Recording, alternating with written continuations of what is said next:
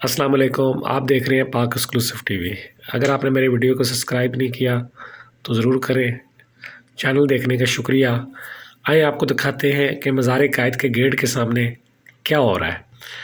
ये है पीपल्स चुरंगी, जहाँ से रेड लाइन का रूट गुज़रेगा और इस रूट पर जो है काम हो रहा है। ये हम जा रहे हैं जेल चुरंगी की तरफ और अभी जो है आपको वापस लेकर चलता हूँ मज़ार कायद के गेट पर और आपको दिखाता हूँ कि वहाँ क्या हो रहा है। ये देखें जी, ये जो खुदाई हो रही है ये अंडरपास बनेगा रेड लाइन का, और ये रेड लाइन वो है जो आपको जो है मॉडल कॉलोनी से शुरू होकर यूनिवर्सिटी रोड से होती हुई नुमाइश चुरंगी पर आएगी और यहाँ पर जो है आकर ये रेड लाइन और ग्रीन लाइन एक साथ मिल जाएंगी। ये आप देख सकते हैं कि हैवी मशीन लगी हुई है, काम हो रहा है, ये खुदाई हो चुकी है। दूसरी तरफ जो है वो पाइपलाइन डल रहे हैं और इस पर जो काम है वो बहुत तेज़ी से जारी है।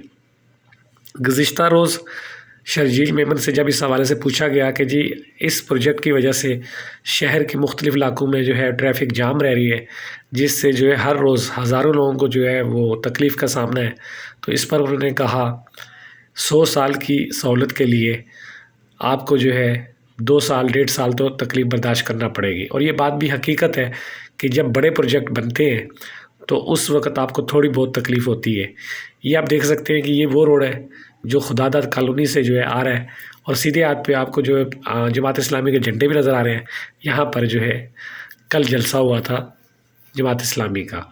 उल्टे हाथ पे जो है मज़ार कायद है और ये आप देख सकते हैं कि ये जाते हुए मैंने जब वीडियो बनाई तो आप देख सकते हैं कि ये काम हो रहा है और दूसरी तरफ जो है मज़ार है।